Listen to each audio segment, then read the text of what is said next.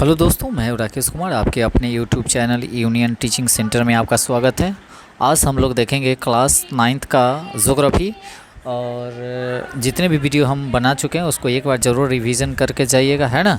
और जिनका भी 16 तारीख का एग्ज़ाम है उनको बेस्ट ऑफ लक और अच्छे से एग्ज़ाम दे के आइएगा, है ना। और शांति माइंड में ही आप लोग क्या कीजिएगा, एग्ज़ाम दीजिएगा, ठीक है। ये जितना भी हम लोग वीडियो डाल रहे हैं वह SCRT और NCRT का जो भी इम्पोर्टेंट क्वेश्चन है उसको हम लेके आते हैं, ठीक है ना। और बिहार पुलिस आगामी आने वाला है, वो भी व्यक्ति आप लोग देखा ही चलिएगा। और जिनका भी बिहार SSC हो गया, बिहार दरोगा है, उनके लिए भी रामबाण होगा, ठीक है ना।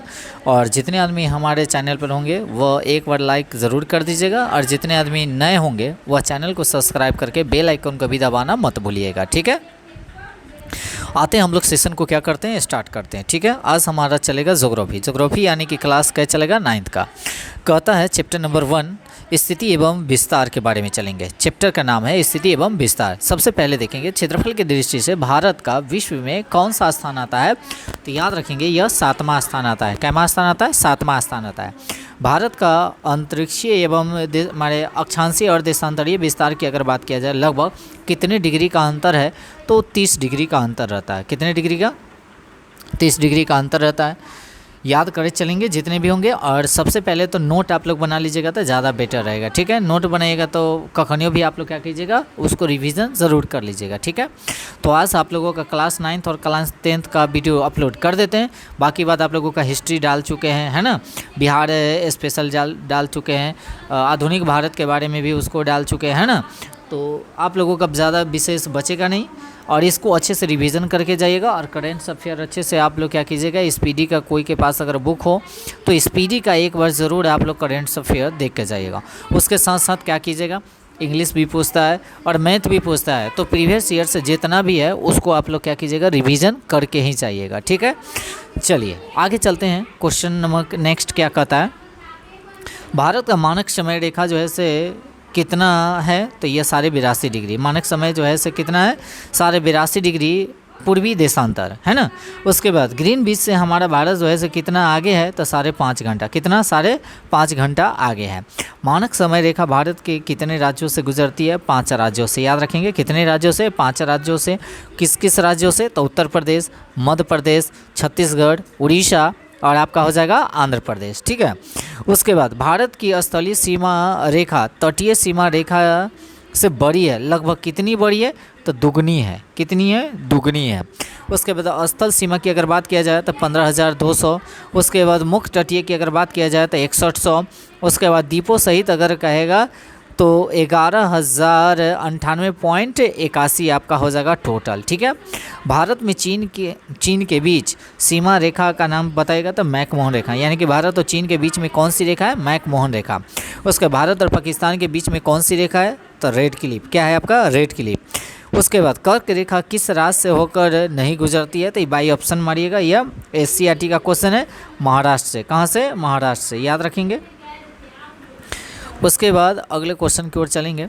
कर्क रेखा 8 गो राज्यों से गुजरता है। कितने राज्यों से, 8 गो राज्यों से। जब कितने राज्यों से गुजरता है तो ये पता आपका हो जाएगा से कितने राज्यों से नहीं गुजरती है।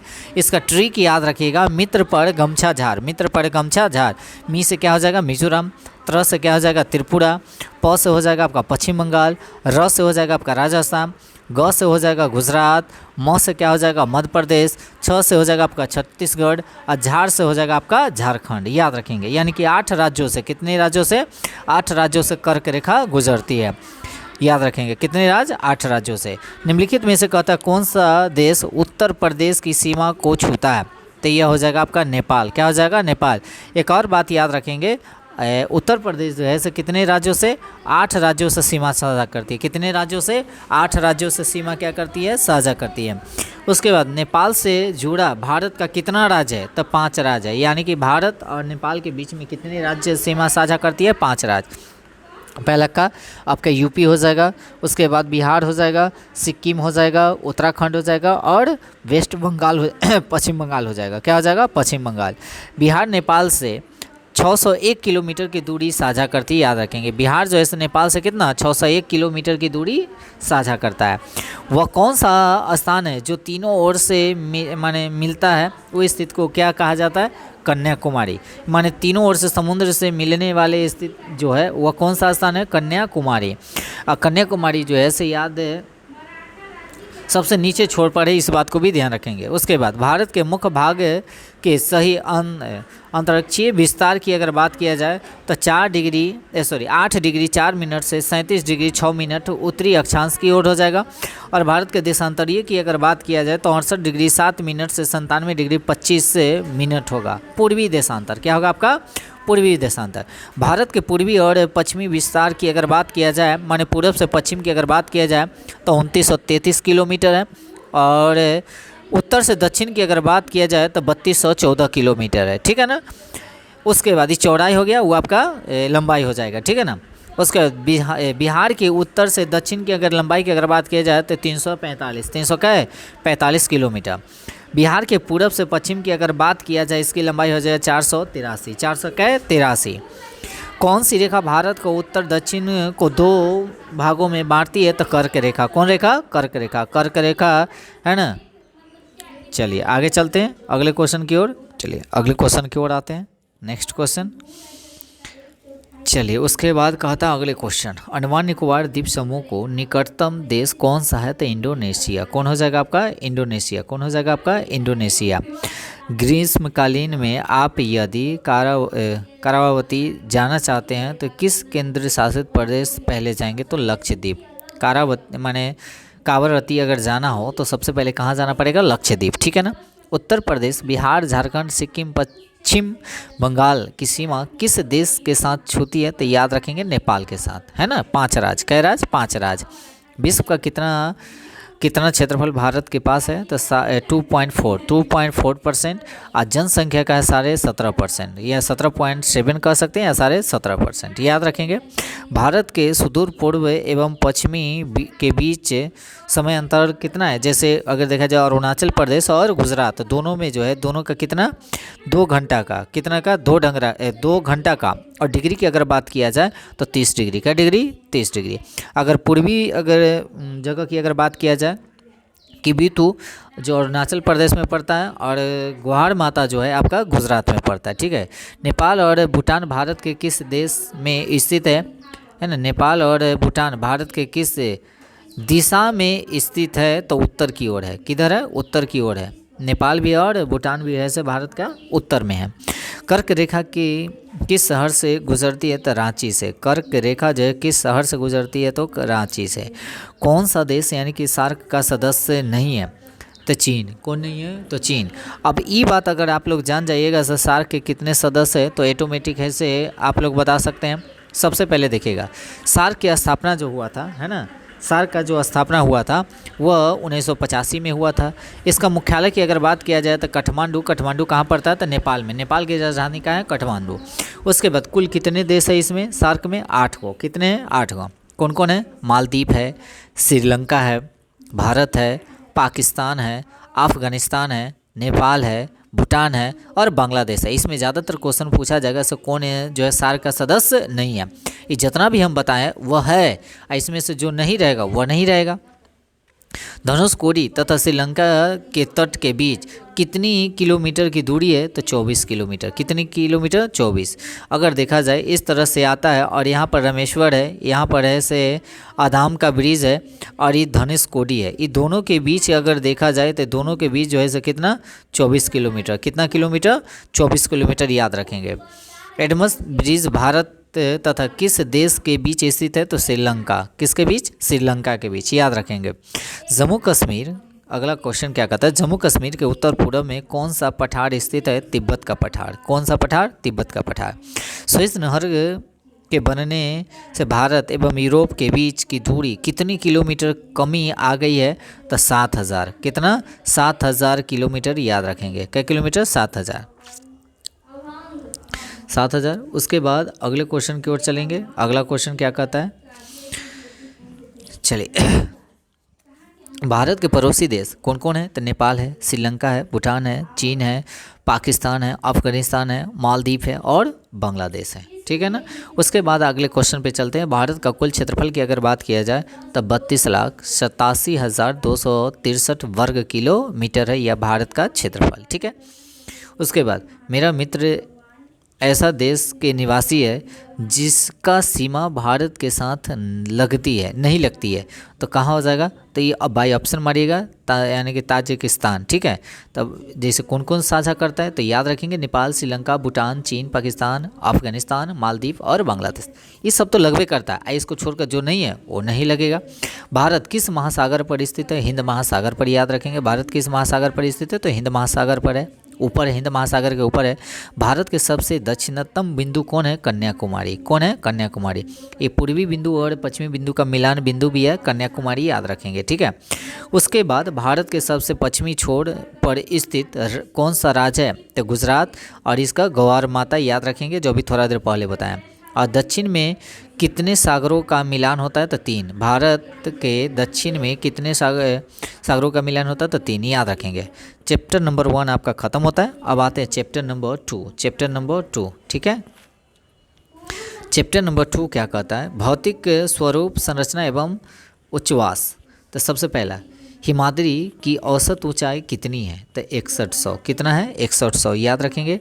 लद्दाख पठार की ऊंचाई कितनी हो सकती है? 4 किलोमीटर। क्या किलोमीटर? 4 किलोमीटर। गार्डविन ऑस्टिन किस पर्वत श्रेणी में स्थित है? काराकोरम। कहाँ है? काराकोरम। इसकी ऊंचाई की अगर बात किया जाए तो 8611 मीटर। 8611 मीटर इसकी ऊंचाई। उसके बाद उत्तर पूर्वी राज्यों में स्थित हिमालय को किस नाम से जाना जाता है? तो पूर्वांचल। क्या? पूर्वांचल, यानी कि पूर्व और उत्तर की अगर बात किया जाए, इसी को पूर्व और उत्तर को पूर्वांचल कहा जाता है। भारतीय हिमालय की सर्वोच्च चोटी की अगर बात किया जाए कौन सा है? तो कांचनजंगा, है ना। कहाँ पड़ता है? सिक्किम में। अरे इसकी ऊंचाई की अगर बात किया जाए 85-98 मीटर। नीलगिरी किसका अंग है? तो पश्चिमी तट का, है ना, जो केरल, कर्नाटक और तमिलनाडु तीनों में पड़ता है नीलगिरी की पहाड़ी, याद रखेंगे। नीलगिरी की सबसे ऊंची चोटी कौन सी है? तो दोडा बेटा। कौन है? दोडा बेटा, याद रखेंगे, दोडा बेटा। कश्मीर घाटी किसके बीच स्थित है? जास्कर और पीर पंजर। जास्कर और पीर पंजर, याद रखेंगे। ट्रांस हिमालय के अंतर्गत कौन कौन देखिएगा? तो काराकोरम, लद्दाख और जास्कर आता है, इस बात को ध्यान रखेंगे। काराकोरम, लद्दाख और जास्कर आता है। ट्रांस हिमालय के अंतर्गत कौन कौन? काराकोरम, लद्दाख और जास्कर आता है, ठीक है ना। श्रीलंका और भारत के बीच कौन सा द्वीप है? तो रामेश्वर का द्वीप। कौन द्वीप है? रामेश्वर का द्वीप। अंडमान निकोबार द्वीप समूह में कितने द्वीप हैं? तो अगर देखा जाए तो अंडमान निकोबार में है सिर्फ 572 है, जिसमें जीवन यापन जो होता है 37 के ऊपर होता है। लक्षद्वीप में टोटल कितने द्वीप है? तो ये 37 गो है, और उस पर जीवन यापन जो होता है 36 गो है, और जीवन यापन जो होता है वो 11 के ऊपर होता है, ठीक है। किस पर्वत को सह्याद्री कहा जाता है? तो पश्चिमी घाट को। किसको कहा जाएगा? पश्चिमी घाट को।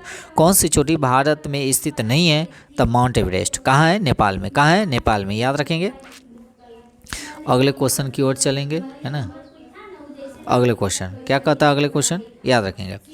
बिहार उत्तर पश्चिम किनारे पर हिमालय की कौन सी श्रेणी है? तो शिवालिक। क्या है? शिवालिक। सतलज तथा काली के बीच कौन सा माने अथी है, नदी सा है?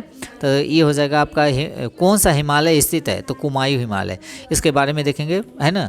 इसको एक बार पूरा को देख लेते हैं। जैसे पंजाब हिमालय हो गया, कुमायूं हिमालय हो गया, नेपाल हिमालय हो गया, असम हिमालय हो गया। 4 गो हिमालय याद रखेंगे। पंजाब हिमालय में जो कौन कौन नदी आ जाएगा? तो सिंधु एवं सतलज। सिंधु एवं सतलज। उसके बाद कुमायूं हिमालय में आ जाएगा सतलज एवं काली। सतलज एवं काली। नेपाल हिमालय में आ जाएगा काली एवं तीस्ता। काली एवं तीस्ता। और असम माने असम हिमालय में आ जाएगा तीस्ता एवं दिहांग। आपको पूछा था सतलज एवं काली, तो सतलज एवं काली जो है सो क्या है? कुमायूं हिमालय का भाग है। किसका है? कुमायूं हिमालय का भाग है, ठीक है। भारत का सबसे प्राचीन भूखंड कौन सा है? प्रायद्वीपीय पठार। क्या है? प्रायद्वीपीय पठार। संसार का सर्वोच्च शिखर कौन सा है? तो माउंट एवरेस्ट। माउंट एवरेस्ट की अगर ऊंचाई की अगर बात किया जाए तो 8850। पहले था 88-48, याद रखेंगे, अब 88-50, ठीक है। उसका दक्षिण भारत पर किस प्रकार की चट्टान पाई जाती है? तो अग्नाशय चट्टान। कैसी चट्टान है? अग्नाशय चट्टान। उसके बाद मध्यवर्ती मैदान भाग की अधिक ऊंचाई कितनी होती है? तो 1250, 1200 का 50 है ना। हिमालय की लंबाई की अगर बात किया जाए, हिमालय की लंबाई कितनी होती है? तो 2500। कितना है आपका? 2500। कितना है आपका? 2500। कितना है आपका? 2500। सभी आदमी एक बार ज़रूर लाइक कर दीजिएगा, दोस्त महिमों में तनी वीडियो को शेयर ज़रूर कीजिएगा, ठीक है ना। और जितने आदमी नए होंगे चैनल को सब्सक्राइब ज़रूर कर लीजिएगा, ठीक है ना। इस तरह के वीडियो आप लोगों को मैंने प्रोवाइड कराया जाएगा। और नोट सभी आदमी क्या कीजिएगा, बन भाई चलिएगा, ठीक है ना। उसके बाद आगे चलते हैं, बिना समय कमाए हुए हम लोग क्या करेंगे, सेशन को जितना भी हो रिवीजन हम लोग तुरंत करेंगे, है ना। और नोट बन भाई चलिएगा, ठीक है, ज़्यादा बेटर रहेगा। उसके बाद आगे चलते, हिमालय की लंबाई की अगर बात किया जाए तो ये तो हो गया। उसके बाद क्योंकि लाइक करने में पैसा नहीं लगता है ना, सब्सक्राइब करने में पैसा लगता है। ओके, चलिए थोड़ा सा आप लोग इतना मेहरबानी कीजिए। उसके बाद दक्षिण भारत का सर्वोच्च चोटी की अगर बात किया जाए अनायमुडी है। अनायमुडी की अगर ऊंचाई की अगर बात किया जाए 2695, 2695 याद रखेंगे। अन्नामलाई की सर्वोच्च चोटी कौन है? अनामुडी। कहाँ पड़ता है? केरल में। कहाँ पड़ेगा? केरल में। उसके अन्नामलाई जो है अरुणाचल प्रदेश में। कहाँ? अरुणाचल प्रदेश में। अन्नामुडी कहाँ? केरल में। उसके बाद अगर गुजरात की गोवा तक की तट को हम लोग कौन सा तट कहा जाता है? कोंकण तट। क्या कहेंगे? कोंकण तट। भारत का कुल क्षेत्रफल का कितना प्रतिशत पठार है? 28%। क्या परसेंट? 28%। भारत में मैदानी भाग की अगर देखा जाए कितना परसेंट है? 43%। कितना? 43%। पर्वत कितना है? 10.6। 10 पॉइंट का है 6। पहाड़ी आपका कितना हो जाएगा? 18.5 या 19% रह सकता है, याद रखेंगे। सभी को नोट बनवाई चलिएगा से कितना कितना कौन भाग पाया जाता है। उसके बाद अगले क्वेश्चन की ओर चलेंगे। पूर्वी तट का सर्वोच्च शिखर कौन सा होता है? तो महेंद्रगिरी। कौन है? महेंद्रगिरी। महेंद्रगिरी की ऊंचाई की अगर बात किया जाए 1501 है। 1500 का 1 है। गोवा के दक्षिण में स्थित पश्चिम तटीय कौन सा है? तो कंकन यानी कि कंगर यानी कि कंगन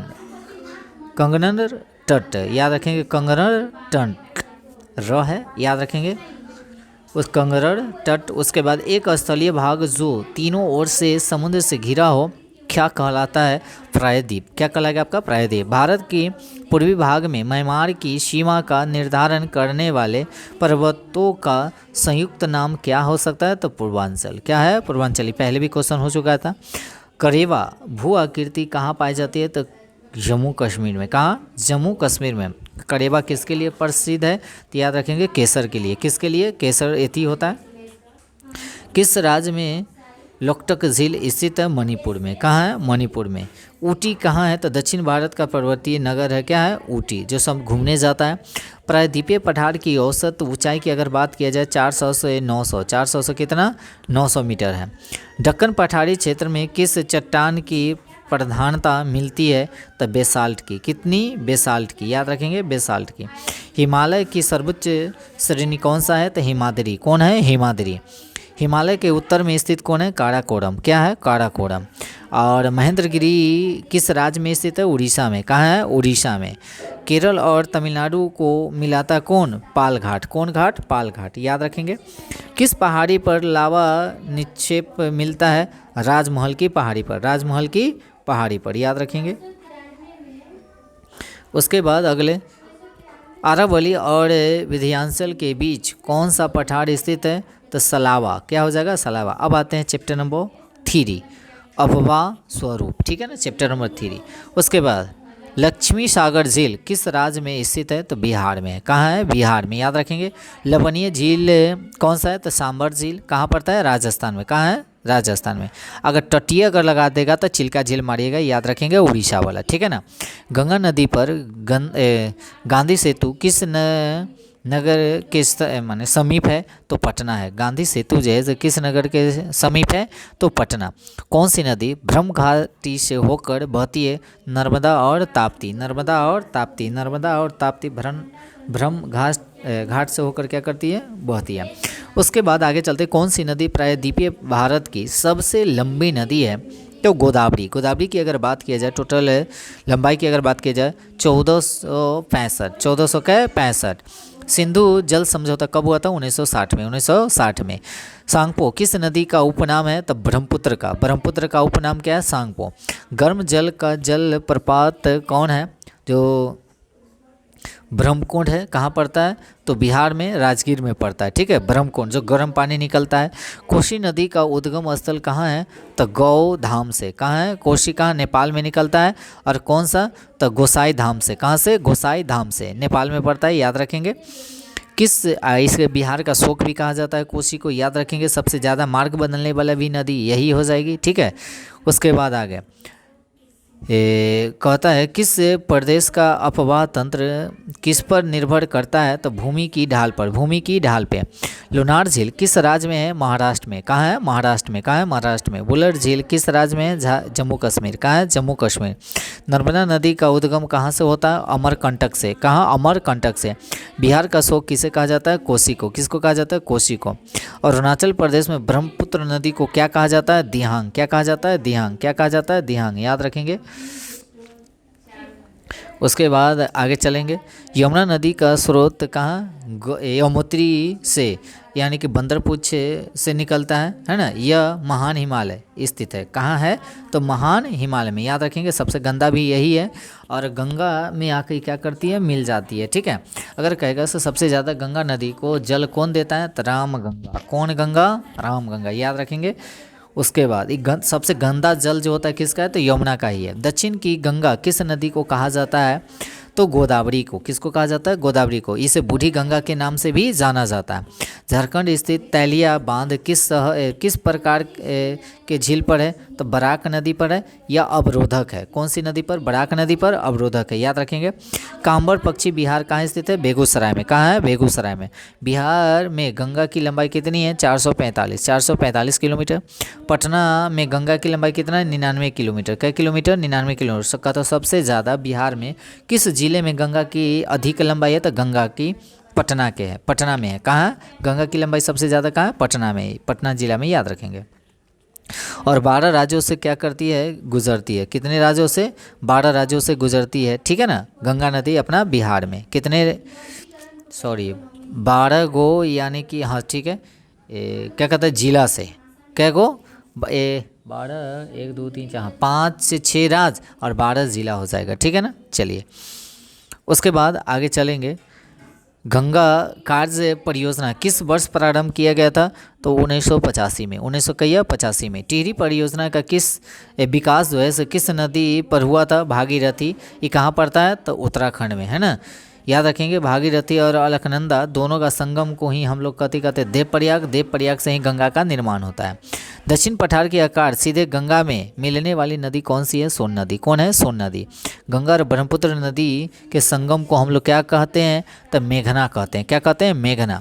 पटना किस नदी के प्राकृतिक बांध पर स्थित है? गंगा नदी के। कहाँ? अब देखिए यही जो अभी हम बोले थे, जैसे भागीरथी और अलकनंदा देवप्रयाग हो जाएगा। उसके बाद विष्णु प्रयाग किसको किसको जोड़ती है? तो धौली गंगा और अलकनंदा को। कर्ण प्रयाग हो जाएगा पिंडारी और अलकनंदा। पिंडारी और अलकनंदा। रुद्र प्रयाग हो जाएगा मंदाकिनी और अलकनंदा। रुद्र प्रयाग, मंदाकिनी और अलकनंदा। नंद प्रयाग हो जाएगा नंदाकिनी और अलकनंदा। सभी मिलकर तब जाकर एक प्रयाग का क्या करता है? निर्माण करता है। अगर देखा जाए तो इसका हम फिगर भी आप लोगों को हम बना दिए हैं, है ना। देखिएगा कैसे कैसे निकलता है। ई आपका हो जाएगा क्या? हमेशा याद रखेंगे, ई जो आपका रहेगा ऑलवेज याद रखेंगे क्या है? सबके साथ मिलता है कौन? अलकनंदा। तो ये आपका अलकनंदा। इधर से धौली गंगा मिल गया, वो तो धौली गंगा मिल गया तो विष्णु प्रयाग हो गया। उसके बाद मंदाकिनी मिल गया तो रुद्र प्रयाग हो गया। इधर से नंदाकिनी मिल गया तो नंद प्रयाग हो गया। इधर से पिंडारी मिल गया तो कर्ण प्रयाग हो गया, है ना। और इसी तरह से यानी कि यहाँ जो मिला, जो कौन मिल गया?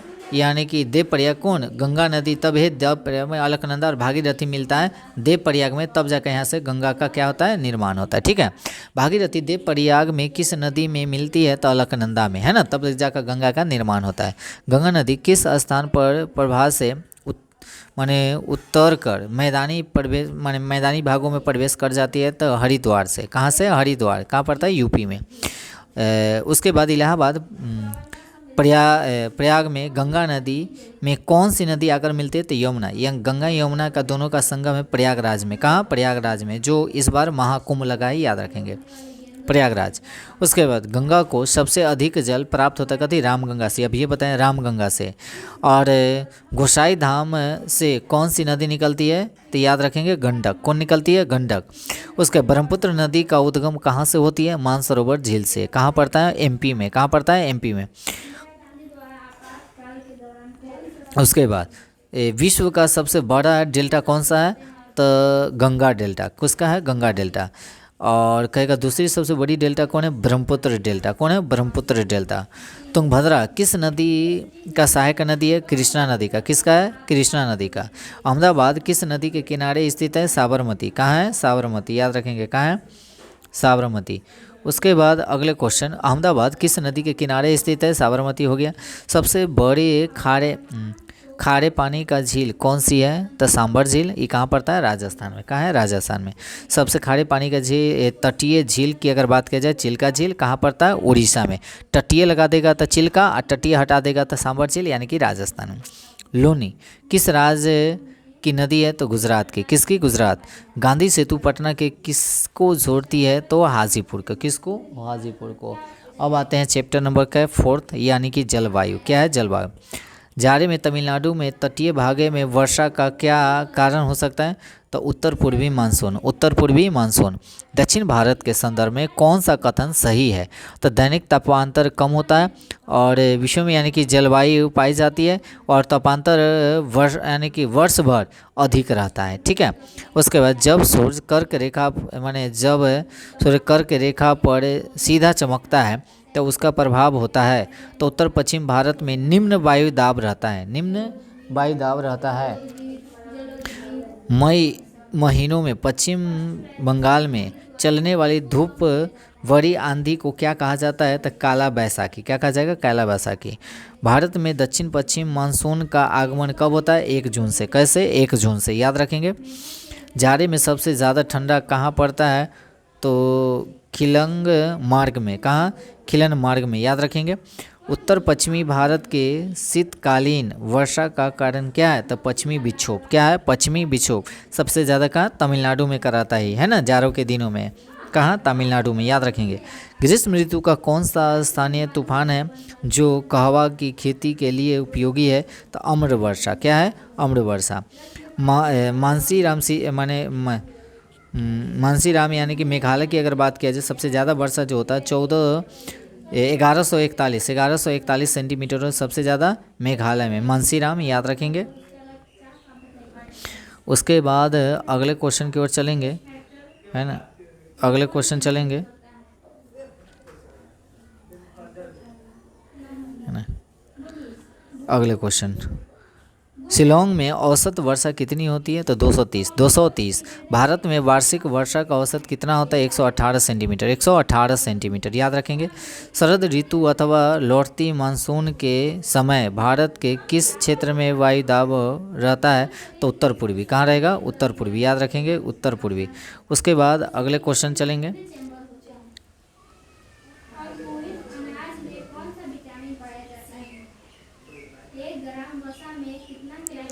उसके बाद अगले क्वेश्चन पे आते हैं। चेरापूंजी और मानसीराम किस राज्य में स्थित है, तो मेघालय। कहाँ है, मेघालय। कहाँ है, मेघालय। मानसून की उसके बाद अरब सागरीय यानी कि शाखा की मार्ग में कौन पर्वत अवरोध करता है, यानी कि कम करता है, तो पश्चिमी घाट। कौन हो जाएगा, पश्चिमी घाट। ट्रांस में यानी कि न्यूनतम तापमान किस माने कितना पहुंचता है, तो -45 डिग्री। -45 डिग्री। ग्रीष्म ऋतु में भारत की उत्तरी मैदान में बहने वाली पवन को क्या कहा जाता है, तो लू कहा जाता है। क्या कहा जाता है, लू। उसका मानसून शब्द अरबी भाषा के किस शब्द से बना है, तो मौसमी यानी कि मौसम। याद रखेंगे। किन प्रदेशों में अम्र वर्षा होती है, तो केरल और कर्नाटक। केरल और कर्नाटक। भारत में शीत ऋतु किन विक्षोभ शीत ऋतु की विशेषता क्या है, तो ठंडा के दिनों में ठंडा माने कहा जाता है, ठंडे के दिनों में उसमें जाड़ जो ठंडा लगता है उसमें रात के समय में ज़्यादा ठंडा लगता है। ठीक है ना। ये किसका है, शीत ऋतु के कारण।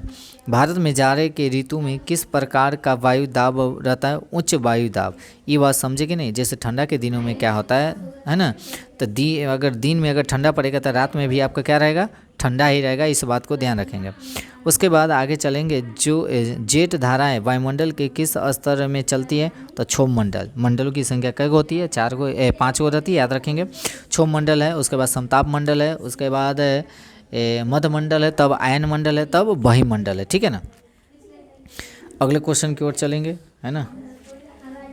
अगला क्वेश्चन क्या है, मानसून विक्षोभ, ये तो विक्षोभ कौन सी जेट धारा है माने है, तो पश्चिमी, याद रखेंगे। मानसून शब्द किस शब्द से, ये तो सब हो गया है ना, अरबी भाषा का है ना। मानसून जो है अरबी भाषा का। भारत के किस प्रकार की वर्षा होती है, तो पर्वतीय वर्षा होती है ना।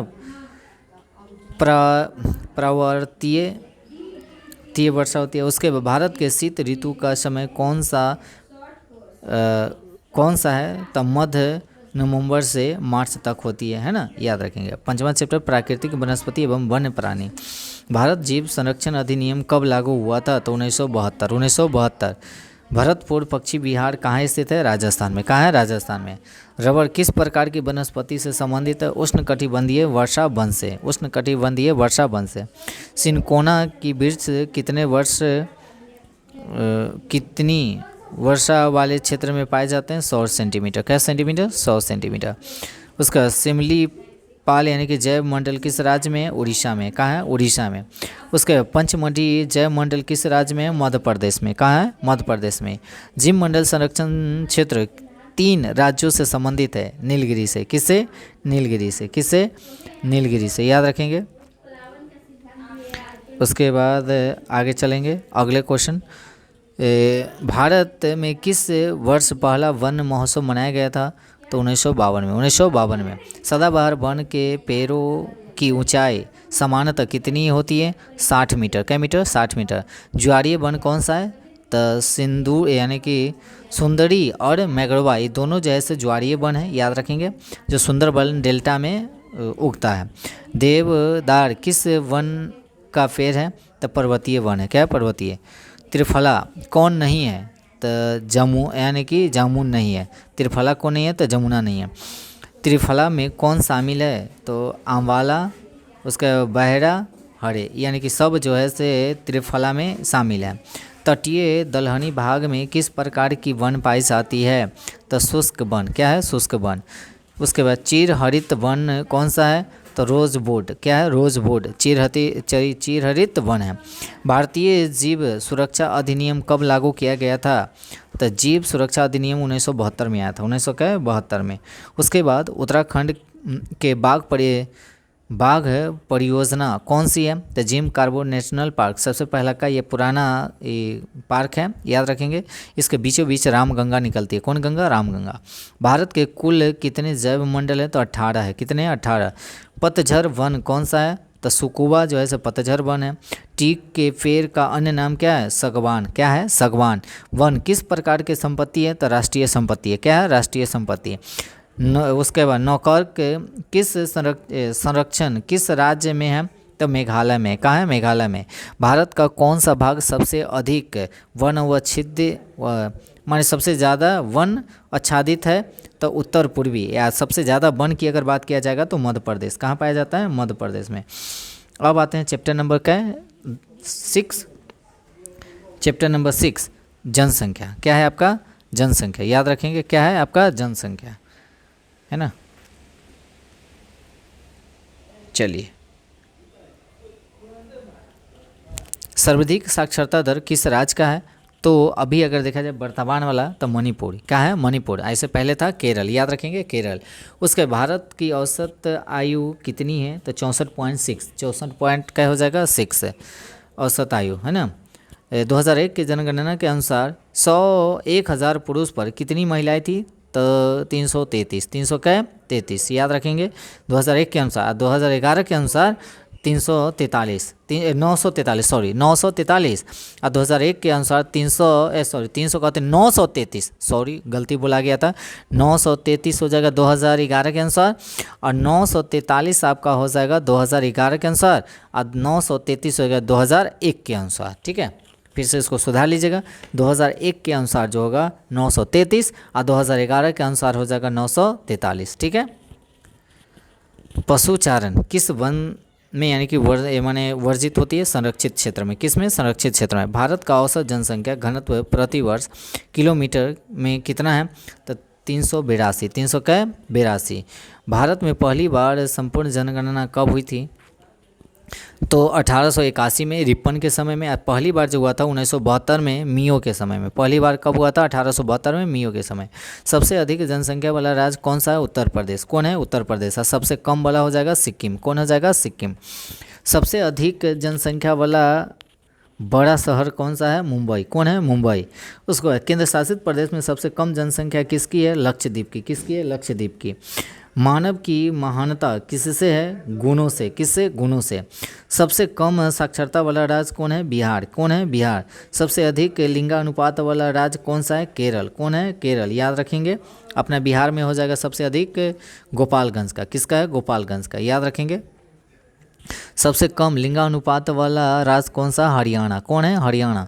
बिहार में सबसे अधिक लिंगानुपात वाला कौन हो जाएगा? गोपालगंज। कौन हो जाएगा? गोपालगंज।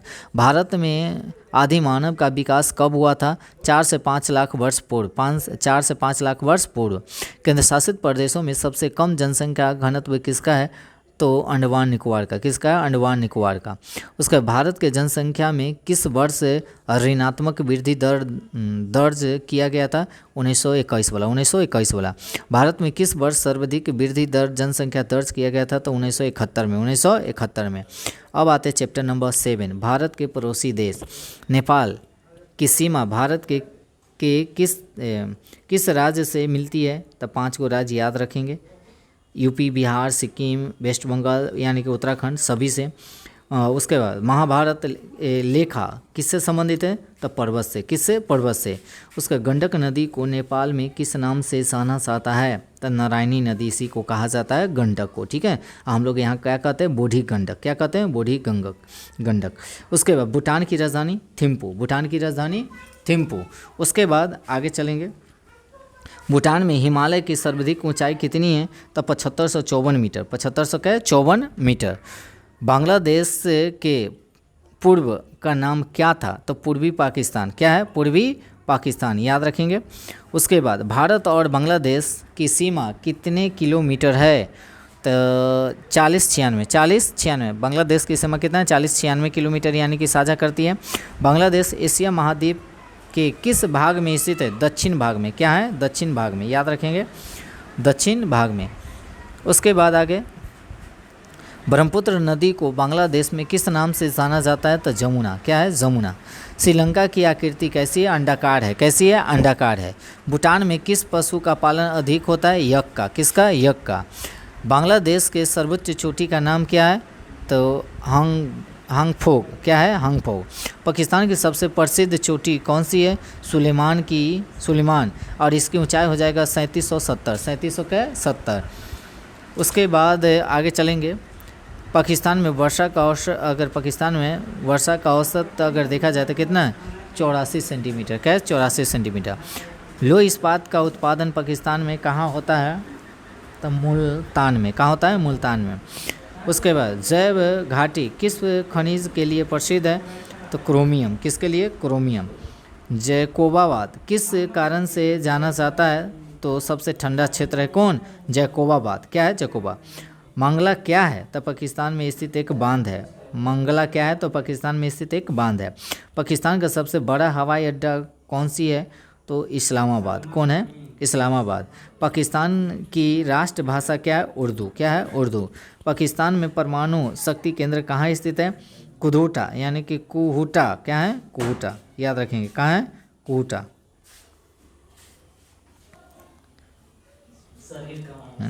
कुहूटा। अब इस तरह से आपका क्लास क्या ख़त्म हो गया? आपका क्लास 9th का ज्योग्राफी ख़त्म होता है। और नेक्स्ट वीडियो में आप लोगों के लिए लाएंगे क्लास 10th का ज्योग्राफी पूरा। एक ही वीडियो में पूरा हम लोग क्या करेंगे? कवर करेंगे। सभी आदमी एक बार लाइक ज़रूर कर दीजिएगा और दोस्त मुहिमों में थोड़ा वीडियो को शेयर ज़रूर कीजिएगा। ठीक है। और जितने आदमी नए होंगे वह चैनल को सब्सक्राइब करके बेल आइकन को भी दबाना मत भूलिएगा। ओके। जय हिंद, जय भारत।